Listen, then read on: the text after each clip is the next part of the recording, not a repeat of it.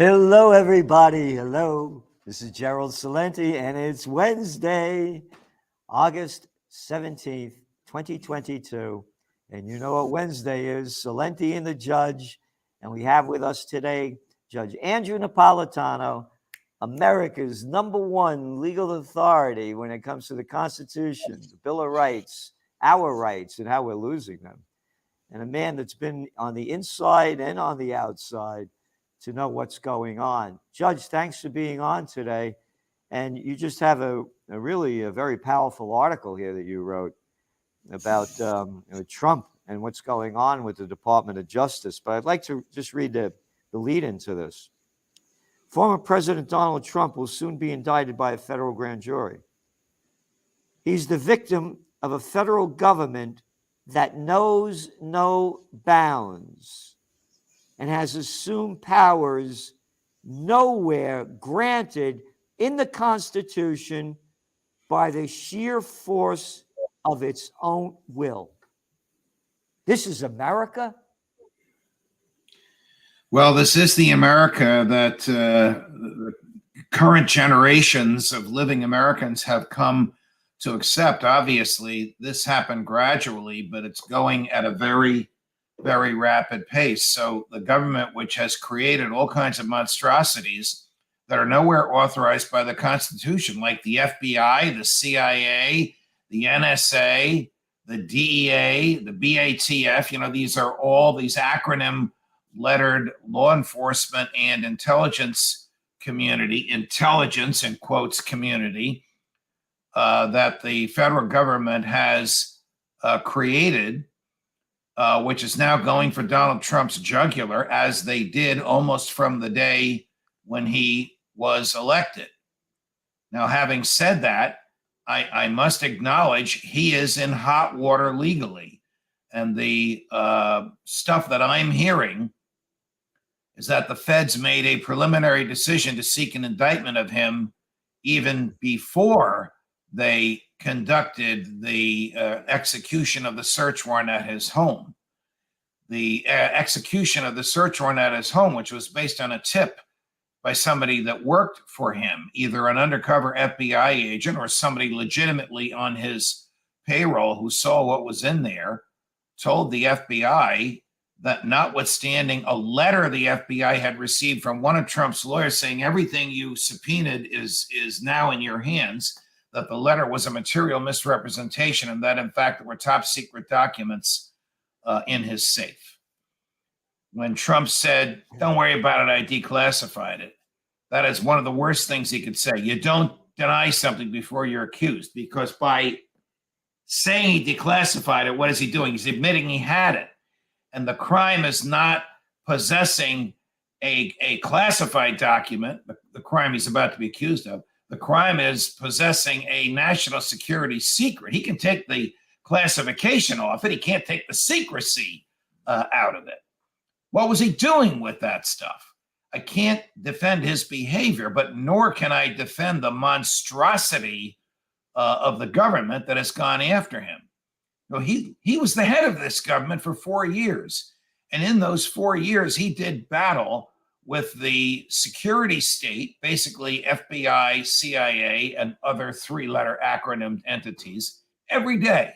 They tried to impeach him twice. They tried to get him indicted with the Bob Mueller investigation. All of this made his life miserable, and he triumphed over all of it. Why he gave them an opening by taking from the White House with him top secret SCI. SCI means it can only be viewed in a secure federal government facility where nobody can surveil it and Wi-Fi doesn't work and you can't take pictures, all that kind of secrecy stuff. Why he would take that with him and give his enemies an opening, only he knows. I mean, what could this stuff, that's the other thing. What's secrecy? Why is there all this secrecy? Okay, so we, the people of the United States, have no damn right to know anything. And by the way, you left inaccurate. What do you call them? The CIA, the FBI, the NSA, the DIA. How about the FUC? Because that's all they're doing. That's all they are. I don't believe in government secrecy. Since the government, and I think you probably agree with me, since the government works for us, Yeah. we're entitled to know what the government knows. But think about what Trump is being charged with. Having pieces of paper locked in a safe. Now, if crime is defined as harm intentionally caused and proscribed by law or by nature, who the hell was harmed by what Trump did? I'll tell you who was harmed. The egos, the bruised egos of the national security state. The public wasn't harmed. The country wasn't harmed. Just the egos of those that have been after him for 5 years. And that's the whole club is an ego trip. I mean, he's the leader of egos. Yes. Yes. You And can't that's all deny it is. that. That's all the government is. People don't understand this. These politicians are a bunch of egotistic little lowlives. They could give a damn about us. And going back to secrecy, oh, you mean the lies that they told us, that they have the facts about the lies? Those secrets? I mean, what secrets? What the hell secrets are they holding? Well, secrets are whatever they say is secret, which of course is absurd because, excuse me, they can classify anything they want, and it automatically becomes a crime for someone to possess it who's not within their circle. And you talk about egos. This Cheney, Megan Cheney lost, and she may run for president. A little daddy's girl. She'd be nobody if daddy, and I have to be proper. I can't call him Dick Cheney. I have to call him Penis Cheney because we don't want to get, I don't want to, curse at him and call him a Dick Cheney for lying us into war, a low-life piece of scum crap. She loses the election, the runoff. I may run for president. Wow. I didn't hear her say that. Egos. I'm just making the point of the egos of Right. these low-life pieces of scum that are running and ruining our lives. We have a government that created, what'd you say, monstrosities? Yes. The CIA, the FBI, the Bureau of Alcohol, Tobacco, and Firearms, they're actually worse than the FBI in terms of the force that they use and the stealth that they use. The NSA, all these acronym 3 and 4 letter entities, I know you want to add FUC, they're monstrosities. They're not authorized by the Constitution. They take the law into their own hands. Well, look at the CIA. I mean, Mike Pompeo, who's in the same category as Dick Cheney, former CIA agent, and then Trump made him the head of the CIA, boasted about how they lied and stole and got away with. The one thing he didn't admit that we know they do is killing. They lie, they cheat, they steal, they kill, and they are trained to do this, and they are told that because they work directly for the president, they'll never be prosecuted for it. And not a single one of them since 1947, when Harry Truman started the CIA, one of the worst events in modern history, has a single one of them been prosecuted for murder. Now they openly admit their killings. They openly admit that they killed Zawahiri a few weeks ago, that they killed General Soleimani under Trump. Trump did the same thing Biden did, used drones to kill a general who was not an enemy, who was not harming us, who was peacefully engaged in going to lunch, who, according to our colleague, Phil Giraldi, was one of the generals in the Iranian Revolutionary Guards who was against war and against violence and in favor of peace. That's the guy Trump killed. The CIA did this, and now they boast about it. Giraldi, God bless him, is also the only, has also pointed out the U.S. and Israel are the only countries that engage in these extraterritorial killings. The Israelis are smart enough to deny it. The U.S. is the only one that admits it and boasts about it. And who always does it? The CIA. And why does the president use the CIA? Because of the War Powers Act. Because if he was going to use the military, he'd have to report to Congress. But when he uses the CIA to kill, he doesn't have to report to Congress. He can do it secretly and then boast about it afterwards. What's No the one War is safe. Powers Act? Say again? What is the War Powers Act? And when was that created? That is a statute enacted over President Nixon's veto in 1973. It came about after Nixon invaded Cambodia, which allows the president to use the military for emergency means, but requires him to report it to Congress.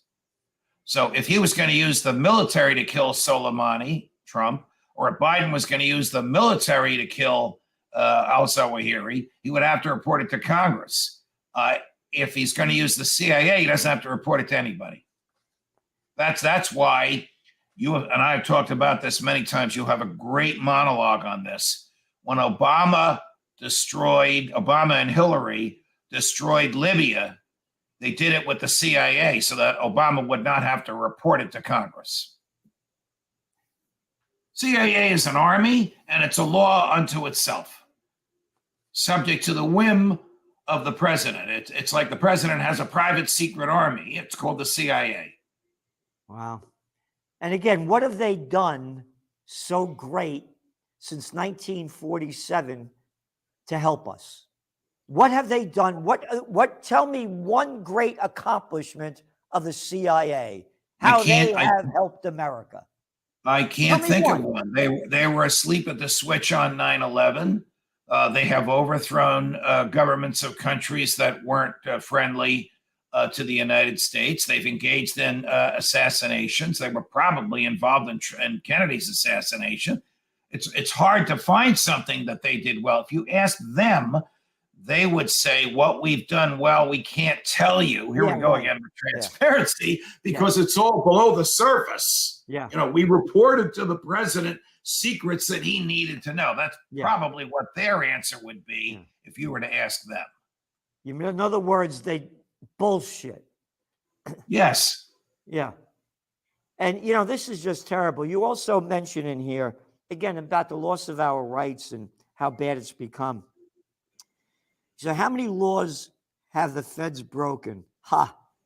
No one knows how many criminal laws Congress has enacted. Estimates range from 4,400 to 5,500. How can this be?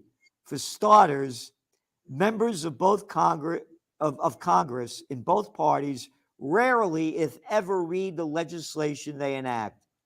House members were given 15 minutes to read a 132-page Patriot Act, which passed overwhelmingly. Patriot Act. How about that for an Orwellian name? Yes. A lot of the government's names, the thing they named actually means the opposite of what they know. Patriot Act is the most unpatriotic, un-American piece of legislation since the Alien and Sedition Acts in 1798. But to think that the Republican leadership of the House, this is George W. Bush era now, gave members of Congress 15 minutes to read 132 pages. Ron Paul protested vehemently. They gave him like a minute on the floor of the House to protest. About 40 or 50 members of Congress, for that reason alone, voted against it. The rest of them voted in favor of it. What does it do? It gets rid of the warrant requirement under the Fourth Amendment. Instead of going to a judge in an emergency, one FBI agent can go to another FBI agent and get a search warrant. Do you really think that the FBI is going to deny its own authority to search? It's absurd. But this is what Bush and Cheney talked the Republican Congress into doing in the aftermath of 9/11. The date is October 15, 2001. So it's just a month after 9/11 that this monstrosity passed. And of course, it's still with us 20 years later. You write at the end over here about Trump. And after 4 years as president fighting the security state, Trump should know that the federal government is a monster that can only be tamed occasionally by a fair jury or permanently when it collapses of its own weight. The latter will happen sooner rather than later. What do you mean? Sooner rather Well, than later. occasionally a fair jury, like in the Michigan case where the feds set up people to pretend that they were threatening the governor of Michigan. A jury saw right through it and found them all not guilty. So occasionally a fair jury will stop the federal government. In terms of collapsing of its own weight, Gerald, they can't just keep borrowing, spending, and borrowing, spending. At some point, they won't be able to pay their bills. Nobody will lend them money. They can print all they want. It'll be worthless. They won't be able to pay salaries. People will stop working for it. This is what happened to the Soviet Union. It'll happen to the federal government. And the country will break off, in my view, into separate republics. Unfortunately, where you and I live will be a totalitarian republic, but we could go to New Hampshire or we go to Pennsylvania, where there will be less totalitarianism and more personal freedom.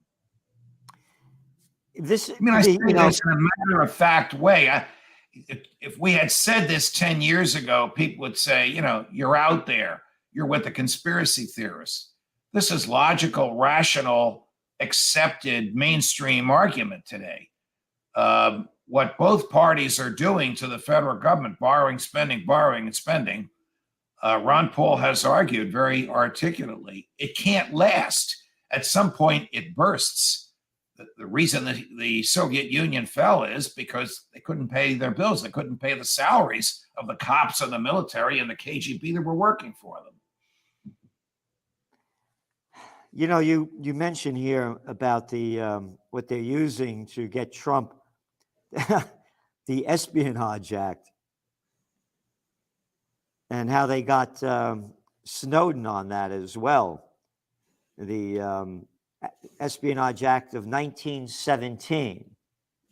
What happened in 1917 that they came out with this Espionage Act? That's just before America got into, it was American World War I by then, right? It was just at the beginning of World War I. It was written, crafted, and promoted by the former professor of constitutional law at Princeton University, former president of Princeton, Woodrow Wilson. It enabled him to arrest dissidents. Norman Thomas, his fellow Princetonian, was put in jail during World War I because they didn't like his anti-war speeches under the Patriot, there's a Freudian slip, under the Espionage Act. Woodrow Wilson, the former president of Princeton, arrested Princeton students. Guess what they were doing under the Espionage Act?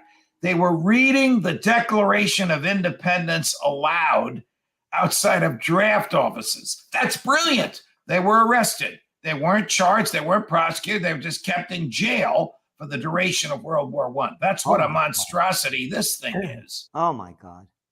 That's why Rand Paul just 2 days ago said he's introducing legislation to repeal it.